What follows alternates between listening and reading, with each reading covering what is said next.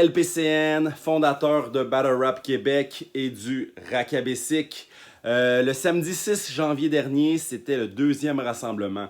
Dans le fond, ça marquait le retour à l'Escogriffe après seulement 2 mois et demi d'attente. Le premier rassemblement, c'était le 14 octobre. Pourquoi un 6 janvier?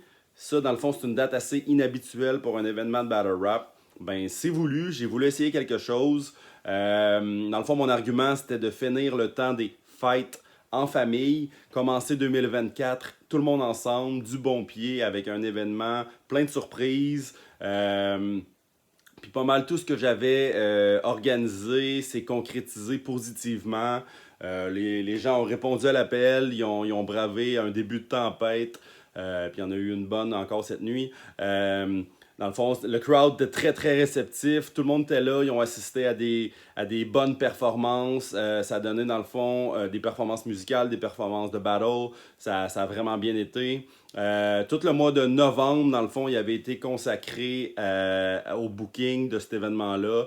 Un gros merci aux 14 MCs qui ont accepté de préparer et apprendre un battle pour le temps des fêtes. C'est pas rien. Ensuite, le mois de décembre consacré à la promo de tout ça. Gros merci à tous ceux qui ont fait des vidéos entrevues. En fait, ils répondaient à des questions que je leur avais envoyées. Il y en a d'autres qui ont fait des vidéos invitations. Performance musicale aussi ont fait des vidéos invitations.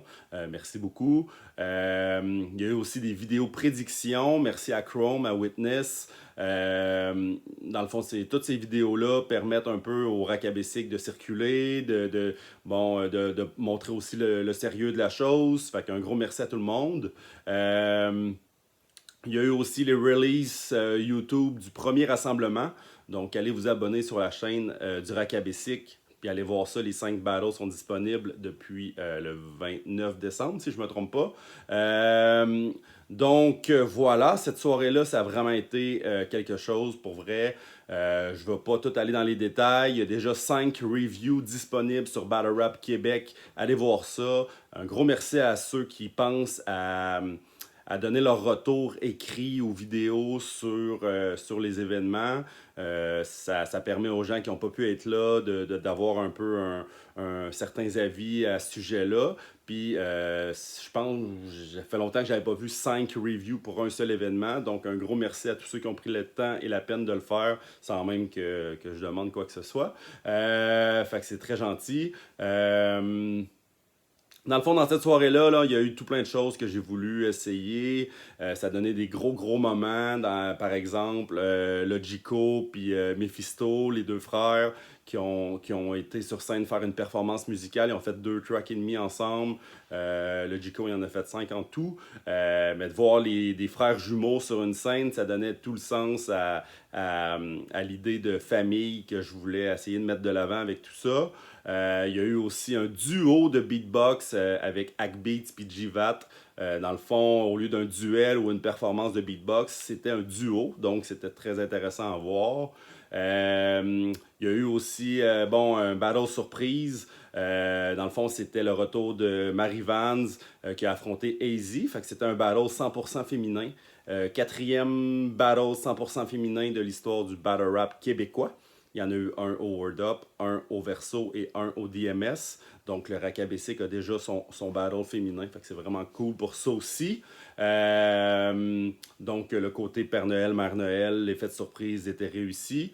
Il y a eu aussi comme main event un battle de compliments avec Crackastar et D-Baby. Un gros merci à eux. C'est vraiment cool de voir 2 top tiers, 2 vrais amis dans la vie s'affronter en compliments. D'après moi, c'est un des meilleurs battles de compliments qu'il y a eu. Puis c'était aussi présenté, animé par nul autre que Dirty Taz qui faisait un retour dans l'univers Battle Rap. Très content qu'il ait été là. Gros merci à lui. Un gros merci aussi, dans le fond, à tous ceux qui se sont déplacés, comme j'ai dit. Le staff de l'Escogriffe, Julie et Rachel à l'entrée, c'était très cool. Très courtois, très accueillante. Donc aussi, il y avait l'équipe vidéo, que ce soit Marc-André, Caro, Étienne, c'est beau travail. La photographie aussi, il y avait Jérémy puis Mathieu, beau travail aussi. Ça a donné beaucoup de photos, beaucoup de footage, c'est vraiment cool. Un gros merci aussi à Teach, qui a fait l'animation. Il a préparé des 2 lines pour chacun des MC en introduction. Très, très cool aussi. Ça a donné des beaux résultats. Au milieu de la soirée, les gens ils ont été invités à scanner des QR codes dans la salle. Il y en avait affiché à 5 endroits que je spécifiais. Et ça rouvrait un formulaire. Puis à la fin de la soirée, après le main event, les gens faisaient un refresh de la page. Puis moi, j'activais juste avant le formulaire. Puis là, ils pouvaient voter le MC of the Night, le Battle of the Night. Fait que ça, c'est une formule que je veux essayer parce que les papiers crayons, c'est un petit peu dépassé. On est en 2024. Puis je crois que la formule se doit de s'améliorer puis de se moderniser un petit peu. Parce que dans un sens, moi après, là, pendant 15 minutes, j'accumule les réponses. Puis quand je mets offline le formulaire, pouf, j'ai le graphique directement, j'ai le Battle of the Night, MC of the Night. Fait que dans le fond, ça a été MC of the Night, ça a été Valorano. Puis le Battle of the Night, ça a été Crack a Star contre D-Baby, justement, le main event. Fait que ça a été efficace, je pense. C'est un échantillon quand même assez représentatif. Il y a eu 29 réponses. Fait que c'est sûr qu'une prochaine fois, j'espère avoir une collaboration un peu plus grande des gens, de scanner ça, de savoir d'avance. Du coup, là, je vais en parler peut-être un peu plus d'avance. Là, j'ai comme essayé ça un petit peu dernière seconde pour justement essayer un truc. Fait que ça a marché, tant mieux, ça a été apprécié. Fait que ça sera au 3e rassemblement, ça sera développé davantage. Sinon, j'ai une mauvaise nouvelle, je dois l'annoncer. Faire un mea culpa à ce sujet-là. Après l'événement, à 23h, dans le brouhaha des allers-retours au véhicule, il fallait aussi que j'enlève le rack à bicycle de la scène. J'ai couru à la loge, j'ai couru à la console. Il y a eu beaucoup de choses qui se sont faites en même temps. Beaucoup de pactage de stock aussi. Puis bon, le début de la tempête dehors. J'ai malencontreusement échappé 2 cartes mémoire égarées, fait voler, je sais pas. Il y a 2 cartes mémoire qui manquent à l'appel sur 5.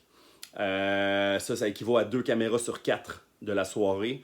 J'ai l'angle principal, il n'y a aucun battle de perdu, la qualité est là, c'est la cam principale que j'ai encore, il n'y a pas de problème, il y a une des caméras latérales que j'ai pu, la GoPro que j'ai pu non plus.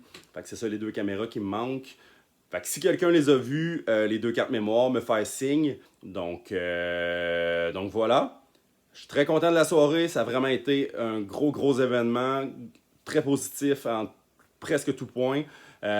Puis dans le fond, des clashs de style, des clashs de génération, tout était là. Tout était là. Je suis très content. Merci à tout le monde. Merci à tout le monde qui sont venus. Merci à tous les MC qui se sont impliqués. Merci à toute l'équipe derrière la caméra. La prochaine fois, ça réarrivera pas des trucs comme ça de perte de cartes. Mais les battles vont être quand même très bons. La qualité est là. Il n'y a aucun moment qui a été raté. Tout est là. C'est juste que c'est un peu moins dynamique dans la variation des angles de caméra. Mais tout est là. Tout est bien. Qui finit bien. Peace.